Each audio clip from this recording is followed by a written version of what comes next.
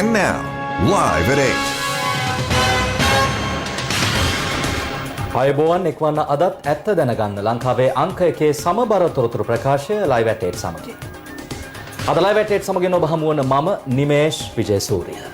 මම ෆාතිමා නස්රින්. අදත් මුල්ම අවධානය ප්‍රධාන පුවත් සිරස්තල වෙතයි. මිනුවන්ගොඩ බ්‍රැන්ඩික්ස් පොකුරෙන් තවත් කොවිඩ් ආසාදිතයන් 61ක් වාර්තා වේ. කැලණියේ සරසවි සිසුවෙකුටත් කොරෝනා. කොවිඩ් ආසාදිතයන් හමුවීමත් සමග මන්නාරමේ ගම්මාන දෙකක් හුදකලා කෙරේ. කොවිඩ්-19 සෞඛ්‍යාරක්ෂිත රෙගුලාසි උල්ලංඝනය කරන්නන්ට වැඩ වරදින ලකුණු. මෙම සෞඛ්‍ය විධිවිධාන කඩ කරන පුද්ගලයන්ට රුපියල් 10,000කට නොවැඩි දඩයකුත් 6 මාසයක සිරදඬුවමකුත් යන දඬුවම් දෙකම හෝ එක් දඬුවමක් ලබා දීමට අධිකරණයට හැකි වෙනවා. සෞඛ්‍යාරක්ෂිත ක්‍රමවේදයන්ට අනුව ශිෂ්‍යත් විභාගයේ සාර්ථකව අවසන්. උසස් පෙළ විභාගයටත් සියල්ල සූදානම්. රියාඩ් බදුද්දීන් නිදහස් කිරීම ගැන නීතිපති අපරාධ පරීක්ෂණ දෙපාර්තමේන්තුවෙන් කරුණු විමසයි. හිටපු මාධ්‍ය ප්‍රකාශක ජාලිය සේනාරත්නටත් ස්ථානමාරුවක්. බුද්ධි තොරතුරු සම්බන්ධයෙන් තමන් දැනුවත් කළ බවට පූජිත් කළ ප්‍රකාශය අසත්‍ය බව STF හිටපු අනදෙන නිලධාරියා පාස්කු කොමිසමේදී කියයි.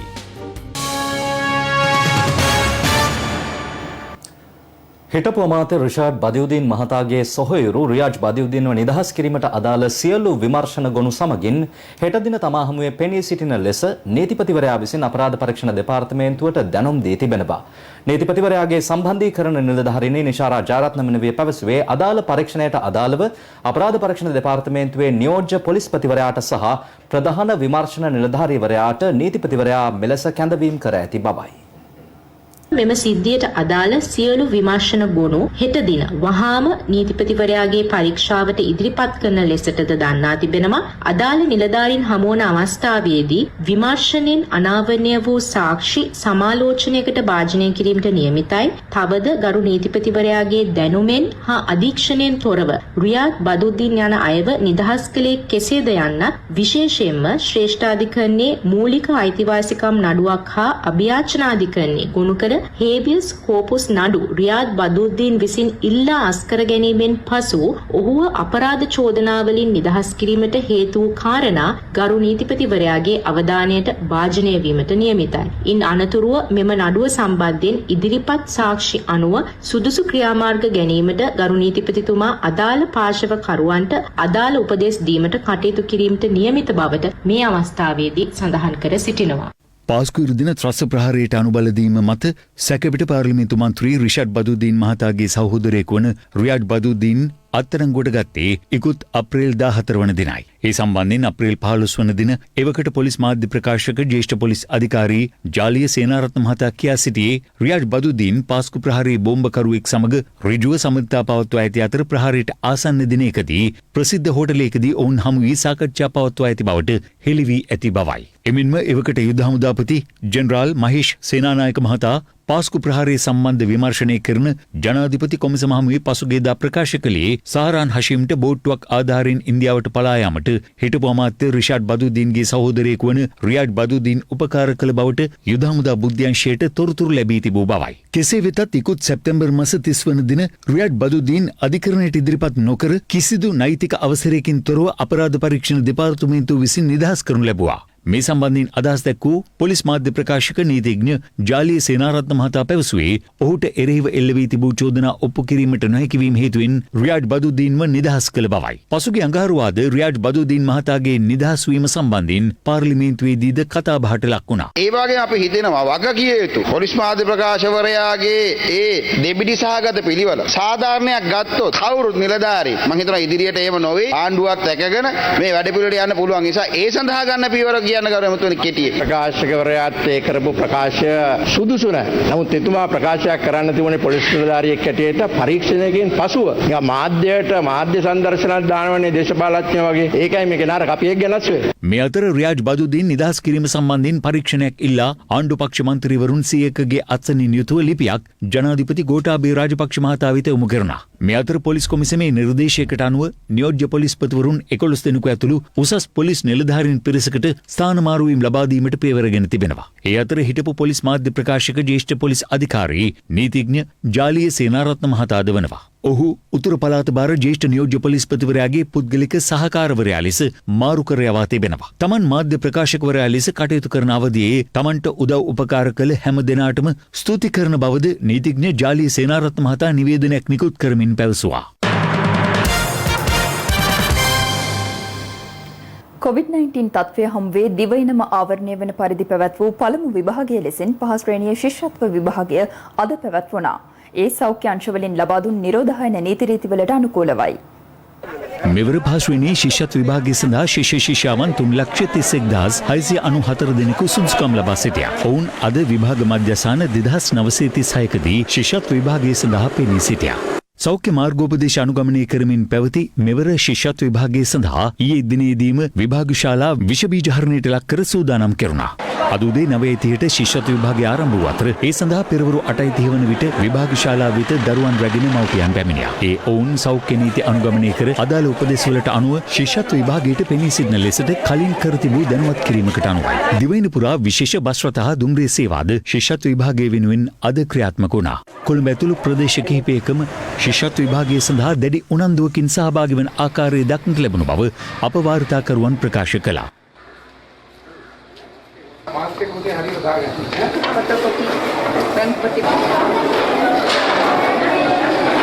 කොවිඩ් වසංගත තත්ත්වයත් සමග ගම්පහ දිස්ත්‍රික්කයේ නිරෝධායන ඇඳිරි නීතිය ක්‍රියාත්මක වන පොලිස් බල ප්‍රදේශ 18ක ශිෂ්‍යත්ව විභාගය සඳහා පෙනී සිටින දරුවන් වෙනුවෙන් වෙනමම විභාග ශාලා 12ක් අද ක්‍රියාත්මක වුණා.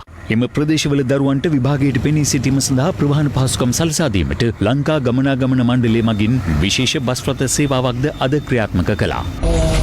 යනකොට මේ ඔක්කොම එකට යන්න එපා හරිද? ඔක්කොම හොඳ ලෑස්තිලා ඉන්න ඈ ඕක කටින් දාගෙන ඉන්න හරිද? මේ අතර වතුපිටිවල රෝහලේ ප්‍රතිකාර ලබන දරුවන් තිදෙනෙකු වෙනුවෙන්ද ඔවුන් විභාග ශාලාව වෙත රැගෙන යාමට විශේෂ සෞඛ්‍ය ආරක්ෂිත ක්‍රමවේද අද ක්‍රියාත්මක කෙරුණා.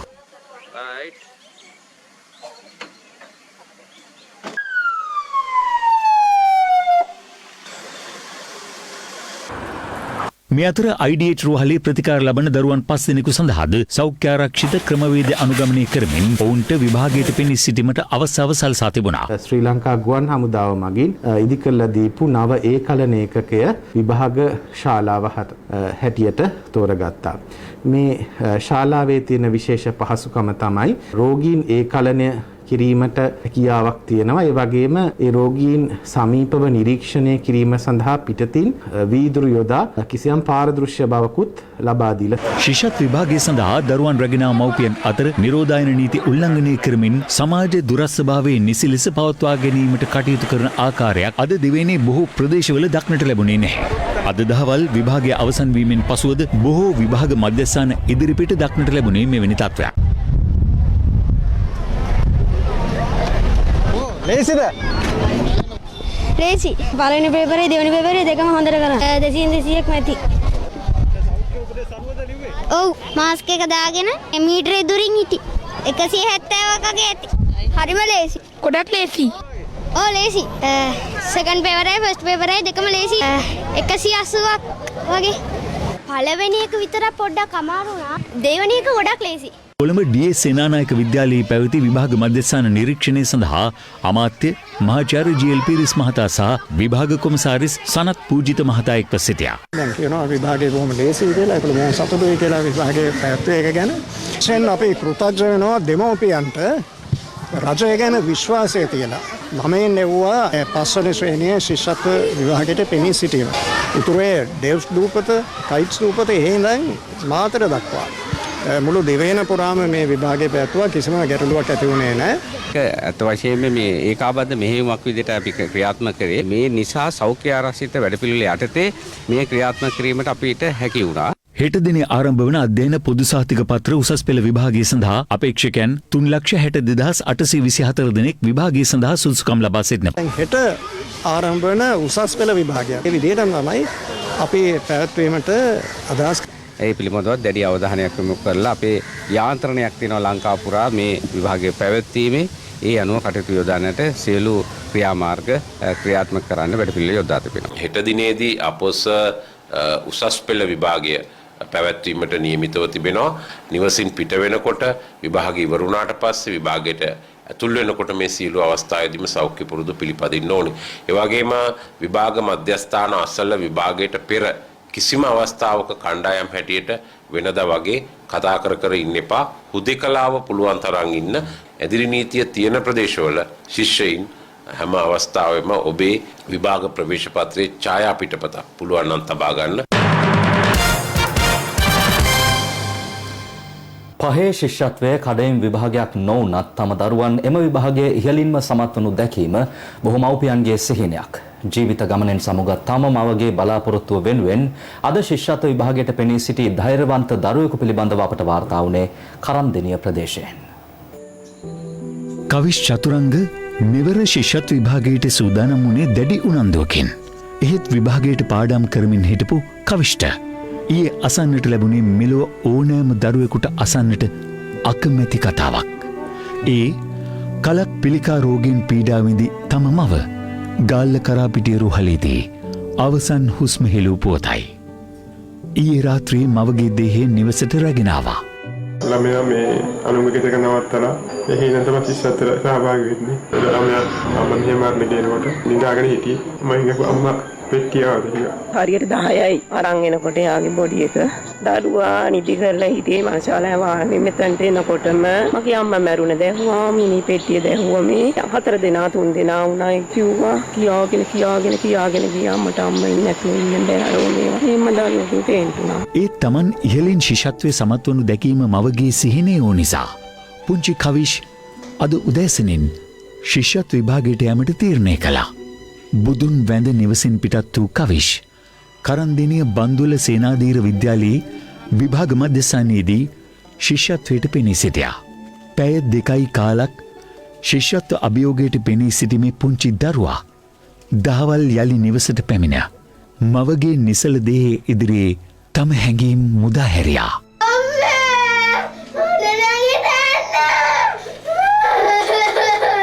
අම්මගේ බලාපොරොත්තු ඉෂ්ට කරන්න එයාගේ හිතේ ශක්තියෙන් අද ශිෂ්‍යත්වයට ගියා.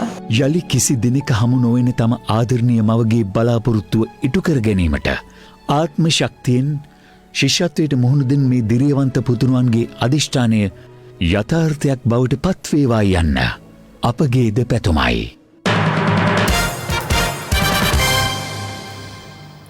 හිටපු පොලිස්පති පූජිත් ජයසුන්දර මහතා අප්‍රේල් 4 වෙනිදා ලද බුද්ධි තොරතුරක් සම්බන්ධයෙන් දුරකථනයෙන් තමා දැනුවත් කළ බවට ජනාධිපති කොමිසම හමුවේ සාක්ෂි ලබා දුන්නද එය සම්පූර්ණයෙන් අසත්‍යයක් බව පොලිස් විශේෂ කාර්ය බළකායේ විශ්‍රාමික ජ්‍යෙෂ්ඨ නියෝජ්‍ය පොලිස්පති එම්.ආර්. ලතීෆ් මහතා පවසනවා. පාස්කු ඉරිදා ත්‍රස්ත ප්‍රහාරය පිළිබඳව විමර්ශනය කරන ජනාධිපති පරීක්ෂණ කොමිසම හමුවේ පෙනී සිටිමින් ඔහු මේ බව සඳහන් කළා. පාස්කු ඉරිදා ත්‍රස්ස ප්‍රහාර මාලාව එල්ලවන අවස්ථාව වන විට පොලිස් විශේෂ කාර්ය බළකායේ අනදර නිලධාරී වශයෙන් කටයුතු කළ විශ්‍රාමික ජ්‍යෙෂ්ඨ නියෝජ්‍ය පොලිස්පති එම්.ආර්. ලතීෆ් මහතා ඊයේ ජනාධිපති කොමිසම හමුවේ පෙනී සිටියේ 3 වන දිනටයි. මීට පෙර කොමිසම හමුවේ ඔහු පෙනී සිටි අවස්ථාවේ සාක්ෂි ලබා දුන් ආකාරය ගැන සලකා බලා ඔහු සමග මින් ඉදිරියට නීතිඥවරයෙකුද කොමිසම හමුවේ පෙනී සිටිය යුතු බවට නොතීසි නිකුත් කර තිබුණා. ඒ අනුව ඊයේ ලතීෆ් මහතා කොමිසම හමුවේ පෙනී සිටියේ නීතිඥ සහාය දෑතිවයි. විශේෂ කාර්ය බළකාය ස්ථාපිත කිරීමේ මූලික අරමුණ ත්‍රස්තවාදයේ මැඩ පැවැත්වීම නොවේද? එහෙමයි ස්වාමීනි. ඒ කාලේ STF බුද්ධ්‍යංශය ඉතා ශක්තිමත්ව තිබුණ නේද? එහෙමයි ස්වාමීනි. බුද්ධ තොරතුරු රැස් කර ගැනීම වෙනුවෙන් කුඩා කණ්ඩායමක් පුහුණු කළා. 2006 දී ඉන්දිය බුද්ධ කණ්ඩායමක් තමයි මේ කණ්ඩායමට පුහුණුව ලබා දුන්නේ. එතකොට නැගෙනහිර කේන්ද්‍ර කරගෙන STF බුද්ධ්‍යංශය ශක්තිමත්ව තිබුණ නේද? ඔව්. හමුදාවට සාපේක්ෂව ප්‍රබල විදිහට නැගෙනහිර හිටියේ STF එක. ඒ පළාතේ මුස්ලිම් ජනතාවත් ඊට සහයෝගය ලබා දුන්නා.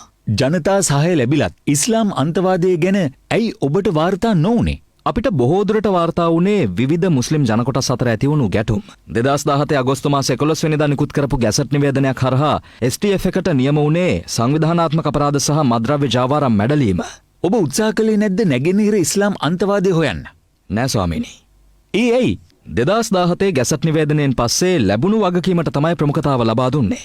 ඒත් SIS එකෙන් LTT සැකකටයුතු ක්‍රියා සහ බෝම්බ වලදාපු තැන් ගැන අපිට කිව්වහම අපි ඒවටත් සහයෝගය ලබා දුන්නා. මම බලාපොරොත්තු වෙන් හිටියා ඉස්ලාම් අන්තවාදය ගැන හොයන්න අපිව සම්බන්ධ කර ගනී කියලා. සතිපතා සිද්ධ වෙන බුද්ධි සමාලෝචන රැස්වීම් වලට මීට කලින් STF අනදින නිලධාරීවරයා සහ STF බුද්ධි ප්‍රධානියා සම්බන්ධ වුණාට පැවති රජයේ මං පත් වෙනකොට STF නියෝජනයේ ඒ රැස්වීම් වලට අවශ්‍ය නැහැ කියලා දන්වලා තිබුණා. අපිව එතනට කැඳවන්න කටයුතු කළා නම් ඒ ගැන අවධානය යොමු කරවන්න තිබුණා. මේ අතර රජයේ අතිරේක සොලිසිටර් ජෙනරාල්වරියද ලතීෆ් මහතාගෙන් ප්‍රශ්න කළා.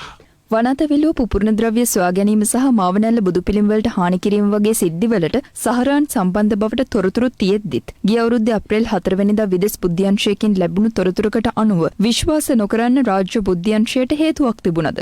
නෑ ස්වාමීනි. එහෙමනම් මේ බුද්ධි තොරතුරු අනිකුත් අංශවලට යොමු කරද්දී රහසිගතව පරීක්ෂණ සිදු කරමින් පවතින වාක්‍ය රාජ්‍ය බුද්ධි සේවය ඊට ඇතුළත් කිරීම සම්බන්ධයෙන් ඔබේ මතය කුමක්ද? එය කිසිසේත්ම රාජ්‍ය බුද්ධි සේවය ඊට ඇතුළත් නොකළ යුත්තක්. අප්‍රේල් 4 වෙනිදා ලැබුණු විදෙස් බුද්ධි තොරතුරු සම්බන්ධයෙන් හිටපු පොලිස්පති පූජිත් ජයසුන්දර මහතා ඔබව දුරකථනයෙන් දැනුවත් කළාද? ඔහු ඒ පිළිබඳව ඔබව දැනුවත් කළා කියලා මේ කොමිසමට සඳහන් කළා කිව්වොත් ඔබ ඒක පිළිගන්නවද? හිටපු පොලිස්පතිතුමා එවැනි සාක්ෂියක් ජනාධිපති කොමිසමට දීලා තියෙනවා නම් එය සම්පූර්ණයෙන්ම අසත්‍යක් ස්වාමීනි. මේ අතර ඊයේ කොමිසම් සභාව හමුවේ පෙනී සිටි හිටපු පොලිස්පති පූජිත් ජයසුන්දර මහතාගෙන් සාක්ෂි විමසූ අවස්ථාවේදී අප්‍රේල් 21 වනදා ප්‍රහාරයන්ට ප්‍රථම ඊට ආසන්න කාලයකදී කොළඹ ඉන්ඩිපෙන්ඩන්ට් ආකේඩ් පරිශ්‍රයේ පටිගත කරන ලද වැඩසටහනක් සමාජ මාධ්‍ය ඔස්සේ ප්‍රචාරය වී තිබුණා. ඊට අදාළ වීඩියෝ දර්ශන කොමිසම හමුවේ පුළුල් තිරයක ප්‍රදර්ශනය කළේ හිටපු පොලිස්පතිවරයාගේ අවධානයට එය යොමු කරමින්. එම වීඩියෝව මගින් මුස්ලිම් තරුණින් පිරිසක් කුරානයේ ඇතැම් කොටස් සංගීතමය ස්වරූපයකින් සිය ජංගම දුරකථන හරහා ආකේඩ් පරිශ්‍රයට රැස්ව සිටින්නන් හට ශ්‍රවණය කිරීමට සලස්වනවා. ඉන්පසුව ඒ පිළිබඳව ඔවුන්ගේ අත්දැකීම් හා අදහස් ඔවුන් පටිගත කරගෙන තිබුණා. මේ සිදුවීමත් කිසියම් ඉස්ලාම් අන්තවාදී ප්‍රචාරණ කටයුත්තක් ලෙස ඔබ හඳුනාගෙන සිටියේදැයි කොමිසම පූජිත් ජයසුන්දර මහතාගෙන් ප්‍රශ්න කළා. කෙසේ වෙතත් ඊට පිළිතුරු දුන් හිටපු පොලිස්පතිවරයා සඳහන් කළේ තමන් මෙවැනි සිදුවීමක් පිළිබඳව කිසිවක් නොදන්නා බවයි. Safeguard hand sanitizer නවතම නිෂ්පාදන පෙළ නිරෝගිමත් දිවියකට. This is Live at 8. ඔබ නැවතත් ලංකාවේ අංක එකේ සමබර තොරතුරු ප්‍රකාශය සමග. මිනුවන්ගොඩ බ්‍රැන්ඩික්ස් පොකුරෙන් තවත් ආසාදිතයින් 61 දෙනෙක් වාර්තා වී තිබෙනවා. යුද හමුදාපති ලුතනල් ජෙනරල් ශවේන්ද්‍ර සිල්වා මහතා සඳහන් කළේ ඉන් 39 දෙනෙක් නිරෝධායනය වෙමින් සිටි පවුල්වල අය බවයි. සෙසු 22 දෙනා ඔවුන්ගේ ආශ්‍රිතයින් බවද යුද හමුදාපතිවරයා වැඩිදුරටත් සඳහන් කළා. ඒ අනුව බ්‍රැන්ඩික්ස් පොකුරෙන් හමු වූ මුළු ආසාදිතයින් සංඛ්‍යාව 1247ක් දක්වා ඉහළ ගියා. මේ අතර මන්නාරම දිස්ත්‍රික්කයෙන් COVID-19 ආසාදිතයින් හමුවීමත් සමග දිස්ත්‍රික්කයේ ගම්මාන දෙකක් හුදකලා කර තිබෙනවා. යුද හමුදාපති ලුතනල් ජෙනරල් ශවේන්ද්‍ර සිල්වා මහතා සඳහන් කළේ සත්‍යතෝට්ටම් සහ පෙරිය කඩේ යන ගම්මාන මෙලෙස හුදකලා කර ඇති බවයි. අද සන්ධ්‍යා භාගයේ සිට මන්නාරමේ පෙරියකාඩු සහ පට්ටිතෝට්ටම් යන ප්‍රදේශ වල විශේෂම කුඩා ගම්මාන දෙකක හුදකලා කිරීමට කටයුතු සිදු කරන ලැබුවා. උදෙක්මනය මෙම ප්‍රදේශයෙන් හමුවුණු සුළු හෝ කොවිඩ් ආසාදිතයන් දැනකිල්ලටගෙන මන්නාරම ප්‍රදේශයේ කොවිඩ් තිබෙන අවකාශය නැතිවීම සඳහා මේ ආකාරයෙන් මේ කුඩා ගම්මාන දෙක ඉතාමත් සුළු කාලයක සීමාවකට හුදකලා ගම්මාන වශයෙන් නම් කිරීමට කටයුතු කර තිබෙනවා. ඊට අමතරව අද දවසේ ලැබුණු PCR පරීක්ෂණ වාර්තාවලට අනුව අද දිනේ 61 දෙනෙකු කොවිඩ් ආසාදිතයන් හැටියට වාර්තාවෙන් ලැබෙනවා. ඉන් 39 දෙනෙකු දැනට නිරෝධායන වෙමින් සිටින අයුරුත් 21 දෙනෙකු ඔවුන්ගේ ආශ්‍රිතයන් හැටියට හඳුනාගෙන තිබෙනවා. මිනුවන්ගොඩ බ්‍රැන්ඩික්ස් ඇඟලුම් කර්මාන්තශාලාවේ COVID-19 ආසාදනය වූ සේවකයන්ගේ ආශ්‍රිතයන් 103 දෙනෙකු සහ තවත් 2 දෙනෙකු ඊයේ දින හඳුනා ගැනුණා. ඒ අනුව බ්‍රැන්ඩික්ස් පොකුරෙන් ඊයේ දිනේදී වාර්තා වූ ආසාදිතයන් සංඛ්‍යාව 105ක්. මෙම බ්‍රැන්ඩික්ස් පොකුරෙන් ඊයේ දිනේ වන විට සමස්ත ආසාදිතයන් සංඛ්‍යාව 1186ක් ලෙස වාර්තා වුණා. මේ අතර කැලණිය විශ්වවිද්‍යාලයේ සමාජ විද්‍යාපීඨයේ ශිෂ්‍යාවකට COVID-19 වෛරසය ආසාදනය වී ඇති බව තහවුරු වී ඇතැයි කැලණිය විශ්වවිද්‍යාලයේ මාධ්‍ය අධ්‍යක්ෂ විජයානන්ද රූපසිංහ මහතා ප්‍රකාශ කළා. ඇය අවසන් වරට විශ්වවිද්‍යාලයට පැමිණ තියෙන්නේ පසුගිය සැප්තැම්බර් 30 වන දින නවාතැන්ගෙන සිටි නිවාසිකාගාරයේ තවත් විද්‍යාර්ථිනියන් දෙදෙනෙක් සහ ඒ හා සම්බන්ධ වුණු තවත් තිදෙනෙක්ව මේ වන විට අඳුනගෙන තියෙනවා. ඒ සියලු දෙනාම මේ වන විට ස්වයං නිරෝධායනට ලක් වෙලා තියෙන්නේ. හෙට දවස වෙනකොට ඒ අයගේ PCR පරීක්ෂණවල ප්‍රතිඵල අපිට ලැබෙනවා. විශ්වවිද්‍යාල විද්‍යාර්ථීන්ට දැනුම් දීලා තියෙනවා. ඒ අයගේ නිවෙස්වලම රැඳී සිටින්න සමාජයේ ගැවසෙන්නේ නැතුව, මොකද යම්කිසි විදිහකට එහෙම අනතුරක් තියෙනවා නම් ඒක වළක්වා ගැනීමට හැකියාවක් තියෙන නිසා. මෙම ශිෂ්‍යාවගේ පියා මිනුවන්ගොඩ ඇඟලුම් කර්මාන්ත ශාලාවේ සේවය කරන අතරතුර COVID-19 වෛරසය ආසාදනය වී තිබෙනවා. COVID-19 ආසාදනය වූ විශ්වවිද්‍යාල ශිෂ්‍යාව සමීපව ඇසුරු කළ සිසුන් පිරිසක්ද PCR පරීක්ෂණයකට අද දින යොමු කෙරුණා. මේ අතර COVID-19 වෛරසය ආසාදිත ශිෂ්‍යාවක් ශ්‍රී ජයවර්ධනපුර විශ්වවිද්‍යාලයෙන්ද වාර්තා වුණා. මේ හේතුවෙන් විශ්වවිද්‍යාලයේ ඉදිරි අධ්‍යයන කටයුතු සම්බන්ධයෙන් හෙට දින අවසන් තීරණයකට එළඹෙන බව උපකුලපති ජ්‍යෙෂ්ඨ මහාචාර්ය සුදත් ලියනගේ මහතා ප්‍රකාශ කළා. මේ අතර අකුරැස්ස වෙල්පිට නිල්වලා ජාතික අධ්‍යාපන විද්‍යාපීඨය නිරෝධායන මධ්‍යස්ථානයක් ලෙසට නම් කර තිබෙනවා. ඒ හේතුවෙන් එම විද්‍යාපීඨයේ සිසුන් නිවෙස් කරා පිටත් කරවා ඇති අතර ඔවුන්ගේ අධ්‍යයන කටයුතු අන්තර්ජාලය ඔස්සේ සිදු කරන බවයි විද්‍යාපීඨ පාලන අධිකාරිය කියා සිටියේ. තවද ශ්‍රීපාද ජාතික විද්‍යාපීඨය නිරෝධායන මධ්‍යස්ථානයක් බවට පත් කර තිබෙනවා. විද්‍යාපීඨයේ අධ්‍යාපනය ලබමින් සිටි සිසුයන් 582 දෙනෙකුට නිවාඩු ලබා දීමටද පාලන අධිකාරිය පියවරගෙන තිබෙනවා.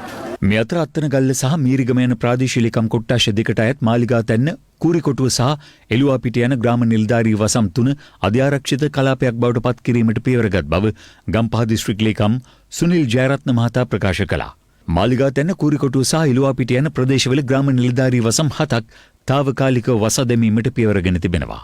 ගම්පහ දිස්ත්‍රික්කයේ මීරිගම ප්‍රාදේශීය ලේකම් කාර්යාලයත් අත්තනගල්ල ප්‍රාදේශීය ලේකම් කොට්ටාසයට අදාළව කුරිකොටුව ග්‍රාමීණධාරී වසම් 2ක් සහ මාලිගාතැන්න ග්‍රාමීණධාරී වසම් 3කුත් එළුවාපිටියේ ග්‍රාමීණධාරී වසම් 2ක අදාළව අපිට දැඩි අධිආරක්ෂිත පියවරක් අනුගමනය කිරීමේ අවශ්‍යතාවයේ අවධාරණය වුණා. හමුදාපතිතුමාත් ඒකම බස්නාහිර පළාත නියෝජ්‍ය පොලිස්පතිතුමා සමග සාකච්ඡා කළා. ඒ ප්‍රදේශයේ අධිආරක්ෂිත කලාපයක් විදියට විශේෂ ආරක්ෂාවක් යටතේ පවත්වා ගැනීමට තීන්දුව කළා. ඊයේ දිනය තුළ COVID-19 ආසාදිතයන් අතර මිනුවන්ගොඩින් 26 දෙනෙක්, ගම්පහ ප්‍රදේශයෙන් 23 දෙනෙක් සහ දිවුලපිටියෙන් 22 දෙනෙක් වාර්තා වුණා.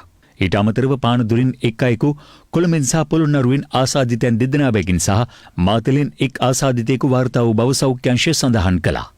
මාතලේ දිස්ත්‍රික්කයෙන් COVID-19 ආසාදිතයෙකු වාර්තා වීම සහ වෛරසය ආසාදනය වූ පුද්ගලයන් 2 දෙනෙකු දඹුල්ල ආර්ථික මධ්‍යස්ථානයේ සැරිසැරීමත් සමග එම මධ්‍යස්ථානයේ වෙළඳසැල් 80ක් ඊයේ රාත්‍රියේම විෂ බීජ හරණයට ලක් කර තිබෙනවා. බ්‍රැන්ඩික්ස් ඇඟලුම් කර්මාන්ත ශාලාවේ සේවකයෙකු ඇසුරු කළ බවට හඳුනාගෙන ඇති දෙවුලපිටිය ප්‍රදේශීය ව්‍යාපාරිකයෙකු හා ඔහුගේ ලොර අතර යෙදුරා එලෙස දඹුල්ල ආර්ථික මධ්‍යස්ථානයට පැමිණ තිබූ අතර ඔවුන්ව PCR පරීක්ෂණයකටද යොමු කෙරුණා. එම PCR පරීක්ෂණයේදී අනාවරණය වී ඇත්තේ මෙම පුද්ගලයන් 2 දෙනාට COVID-19 වෛරසය ආසාදනය වී ඇති බවයි. මේ හේතුවෙන් දඹුල්ල ආර්ථික මධ්‍යස්ථානයේ 100 දෙනෙකුට අධික පිරිසක් PCR පරීක්ෂණයට යොමු කර තිබෙනවා. වසංගත රෝග විද්‍යාංශයේ ප්‍රධාන වසංගත රෝග විද්‍යාඥ වෛද්‍ය සුදත් සමරවීර මහතා කියා සිටියේ පුද්ගලයෙකුට වෛරසය ආසාදනය වී ඇතනම් එය හඳුනා ගැනීමට හැකිවන්නේ දින 2ත් 10ත් අතර කාලයක් තුළ බවයි. PCR පරීක්ෂණයකට යොමු කිරීම තුළින් තමයි අපි COVID-19 රෝගය තියෙනවද කියලා හඳුනාගන්නේ. මේ පරීක්ෂණය ටිකක් වෙහෙසකාරී දෙයක්. පැය 6ක් විතර වගේ සම්පූර්ණයෙන්ම ගත වෙනවා මේ පරීක්ෂණය සම්පූර්ණයෙන්ම අවසන් කිරීම සඳහා එක් අවස්ථාවකදී. සමහර වෙලාවට පරීක්ෂණ එක අයෙකුටගේ සාම්පලයට පරීක්ෂණ 2-3 වතාවක් අපිට කරන්න සිද්ධ වෙන අවස්ථා තියෙනවා. COVID-19 රෝගය යම්කිසි විදියකින් අපේ රටේ සමාජගත වීමකට පත් වුණොත් එහෙම ඒයින් ඇතිවන ආර්ථික අලාභය, ඒ වගේම සමාජයේ ජීවිතයට සිදුවන අඩාල වීම, ජන ජීවිතය ආපස්සට යෑම, අපේ රටේ දරුවන්ගේ අධ්‍යාපනය ආපස්සට යෑම, මේ හැම කාරණයක් පිළිබඳව සලකලා බලලා තමයි ඒ වියදම කරන්නේ. ඉතින් මේ වගේ අවස්ථාවකදී මේ විදිහට PCR පරීක්ෂණය සිදු කරගන්න තියෙන අවස්ථාව නිසි පරිදි ප්‍රයෝජනට ගන්න කියලා අපි ජනතාවගෙන් ඉල්ලා හිටිනවා. නිරෝධායන නීති සහ සෞඛ්‍ය උපදේශන මාලාව උල්ලංඝනය කරමින් වටවල ප්‍රදේශයේ පැවති රැස්වීමක් විසිරුවා හැරීමට වටවල පොලිසිය සහ අඹගම ප්‍රාදේශීය සභාවේ සභාපතිවරයා පියවර ගනු ලැබුවා. ඒ සමගම සානී උණුසුම් තත්වයක් ඇති වුණා. මේ අතර ඉදිරි දින 2 ඇතුළත සෞඛ්‍ය විධිවිධානවලට අදාළව නව නීති ගැසට් පත්‍රයක් මගින් ප්‍රකාශයට පත් කරන බවත් එම නිරෝධායන නීති කඩ කරන පිරිසට දැඩි දඬුවම් ලබා දීමට අධිකරණයට හැකියාව පවතින බවත් සෞඛ්‍ය අමාත්‍ය පවිත්‍රා වන්‍යාරච්චි මහත්මිය පවසනවා. විශේෂයෙන්ම මේ මෙම ගැසට් පත්‍රයේ අඩංගු වන්නේ එම ප්‍රදේශවල මුව ආවරණ නොපළඳින අයට ඒ වගේම සමාජ දුරස්ථභාවය මීටරයක දුර අනුව කටයුතු නොකරන අයට යම් යම් පරිශ්‍රවලට පුද්ගලයන් ඇතුළත් වීමේදී උෂ්ණත්වය මැන බැලීම වැනි කාරණා ඉටු නොකරන අයට නීතිමය වශයෙන් දඬුවම් ලබා දීමට හැකිවන ආකාරයටයි මෙම ගැසට් පත්‍රය පළ කරනු ලබන්නේ. ඒ අනුව සෞඛ්‍ය අධ්‍යක්ෂ ජෙනරාල්වරයා විසින් රෝගී ප්‍රදේශයක් විදිහට නම් කරන ප්‍රදේශවල මෙම සෞඛ්‍ය විධිවිධාන කඩ කරන පුද්ගලයන්ට රුපියල් 10000කට නොවැඩි දඩයකුත් 6 මාසයක සිර දඬුවමකුත් යන දඬුවම් දෙකම හෝ එක් දඬුවමක් ලබා දීමට අධිකරණයට හැකි වෙනවා. බ්‍රැන්ඩික්ස් පොකුරත් සමග COVID-19 වෛරසයේ කටුනායක ආයෝජන ප්‍රවර්ධන කලාපයටද පැතිරී යාමේ අවදානම තවදුරටත් පවතිනවා. ඒ හේතුවෙන් ආයෝජන ප්‍රවර්ධන කලාපයේ කර්මාන්ත ශාලා කිහිපයක් මේ වන විට වසා දමා තිබෙනවා.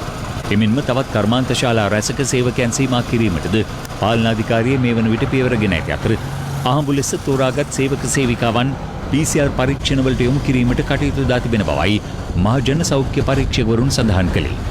මේ අතර නිරෝධායන ඇඳිරි නීති උල්ලංඝනය කරන පුද්ගලයන්ට එරෙහිව දැඩිව නීතිය ක්‍රියාත්මක කරන බව නියෝජ්‍ය පොලිස්පති අජිත් රෝහණ මහතා ප්‍රකාශ කළා.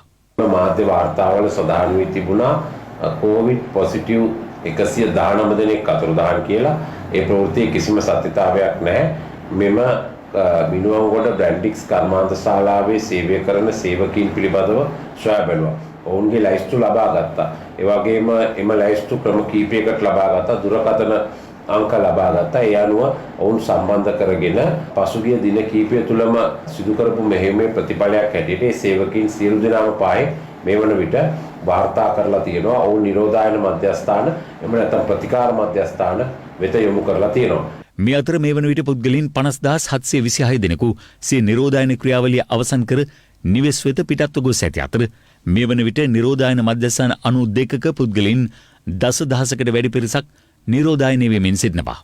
මේ වන විට ශ්‍රී ලංකාවේ ත්‍රිවිධ හමුදාව විසින් නිරෝධායන මධ්‍යස්ථාන 96ක් යටතේ 10250කට ආසන්න සංඛ්‍යාවක් නිරෝධායන කරමින් පවතිනවා. දැනට ඇඳිරි නීතිය පනවා ඇති ප්‍රදේශවල ඇඳිරි නීතිය තවදුරටත් ඉදිරියටත් පවත්වාගෙන යාමටයි කටයුතු කරලා තිබෙන්නේ. විශේෂයෙන්ම ඊට හේතු වෙලා තිබෙන්නේ ඊයේ දිනේදී ආසාදිතයන් සොනා ගැනීමේදී විශේෂයෙන්ම මෙවැනි ඇඳිරි නීතිය නිරෝධායන ඇඳිරි නීතිය පනවා ඇති ප්‍රදේශවලින්. ඒකින්ද කිසිසේත් මේ අවස්ථාවේදී ඒ නිරෝධායන නීතිය පනවා ඇති ප්‍රදේශවලින් එය ඉවත් කිරීමට හැකියාවක් නැහැ. මේ අතර රජයේ රෝහල් සායන වලින් ප්‍රතිකාර ගන්නා රෝගීන්ගේ ඖෂධ නිවෙස් වෙත ලබා දීමේ වැඩසටහනක් ආරම්භ කිරීමට සෞඛ්‍ය අමාත්‍යාංශයේ අවධානය යොමු තිබෙනවා. සෞඛ්‍ය අමාත්‍යාංශයේ නිකුත් කළ නිවේදනයක දැක්වෙන්නේ ලබන 13 වන දින සිට අදාළ ඖෂධ නිවෙස් වෙත බෙදා දීමට කටයුතු කරන බවයි. ගම්පාසා කොළඹ යන දිස්ත්‍රික්ක තුළ මෙම වැඩසටහන ප්‍රථමයෙන් ආරම්භ කර පසුව දීප ව්‍යාප්තව සිදු කිරීමට කටයුතු යොදා ඇති බවයි සෞඛ්‍ය අමාත්‍යාංශය පවසන්නේ.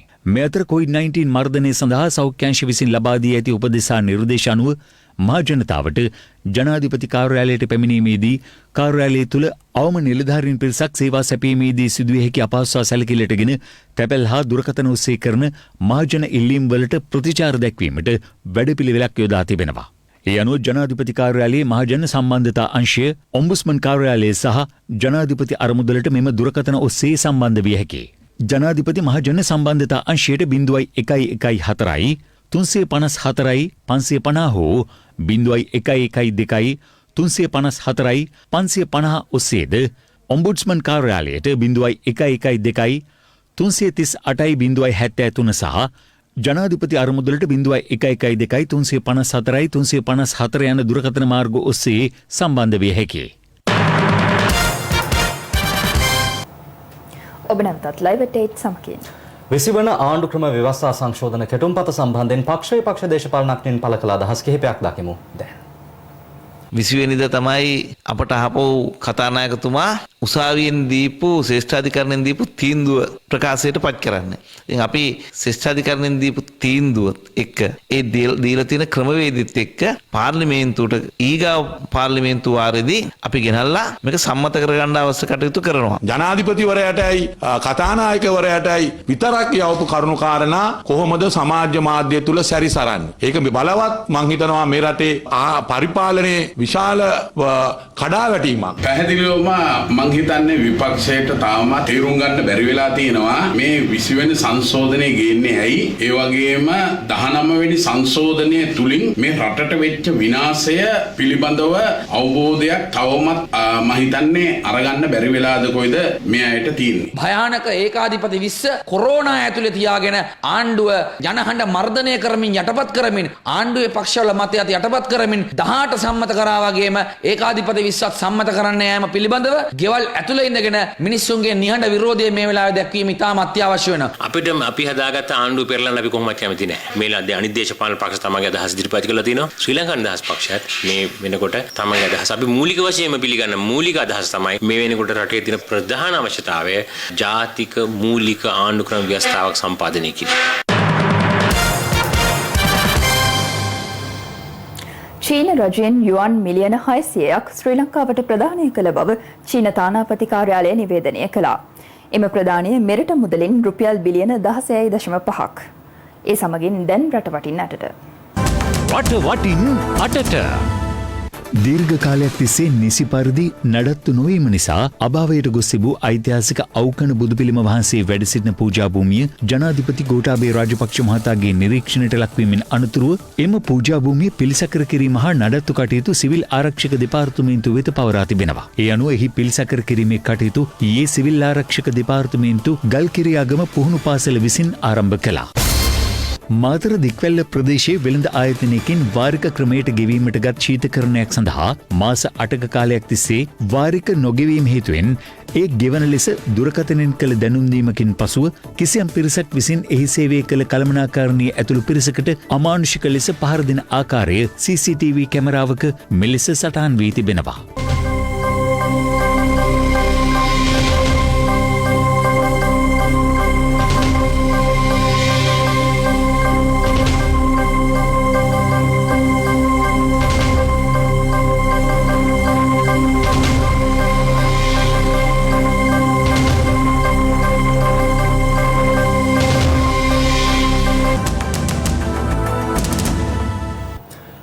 ඒ සමගින් ලයිව් එකට අදට අවසන්. ඔබට සුබ රාත්‍රියක්.